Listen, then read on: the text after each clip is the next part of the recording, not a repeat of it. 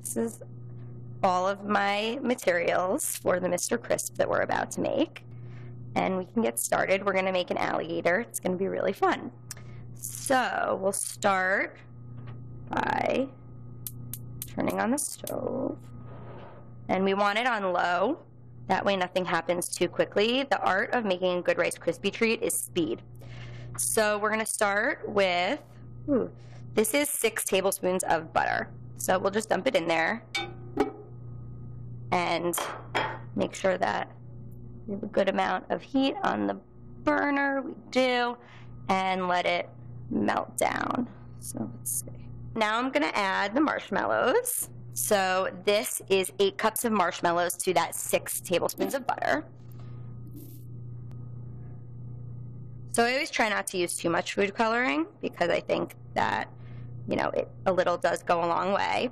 So I'm going to start with a few drops of the regular green, and then I'm going to add a little bit of this neon green that's also just your regular McCormick food coloring. They sell fancy food coloring at the baking supply store, but I really do like the supermarket stuff. I feel like it gives me a nice amount of control over what color everything comes out. So I start to stir to incorporate the color before I add the Rice Krispies. I got my start with Mr. Krisp kind of by accident. I always made Rice Krispie treats with my friends, and one day I decided that it would be fun to make a cheeseburger out of Rice Krispie treat.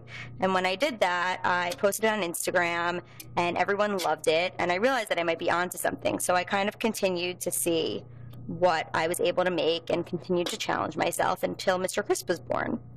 So I left my job. I was working in fashion at the time. I left my job to pursue Mr. Krisp, and it's been pretty crazy ever since.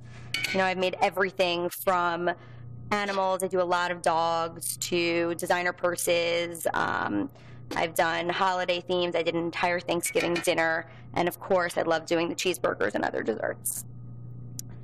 So I'm going to add the Rice Krispies now. This is about 12 cups of Rice Krispies. And as soon as they're all in there, I have to turn off the burner. That way it doesn't get too cooked in there.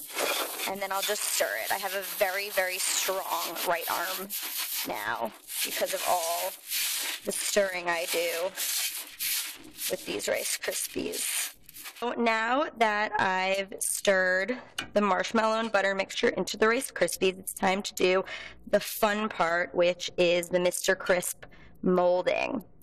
So it's definitely really cool to be doing this with Google Glass on, and I know that eventually, you know, I spend a lot of time copying different shapes. I use a lot of Google Images to develop my designs, so I know that eventually Google Glass will allow me to have those images right there in front of me instead of constantly referring to my phone.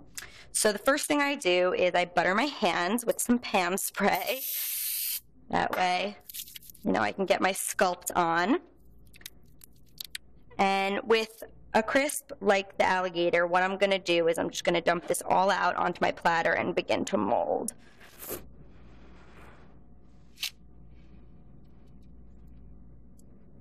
Now it's time to kind of bring him to life. So he needs eyes first. So for the eyes, I think we'll use some marshmallows. And I'm just going to use some store-bought icing to adhere these.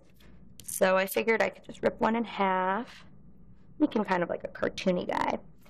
And although the marshmallow would probably stick on its own, I like to have a little bit of an insurance policy with this icing. And then I have these little black M&Ms that I can use so you can see. And there you go. I think this is probably safe to say that this is the first Rice Krispie alligator ever made using Google Glass.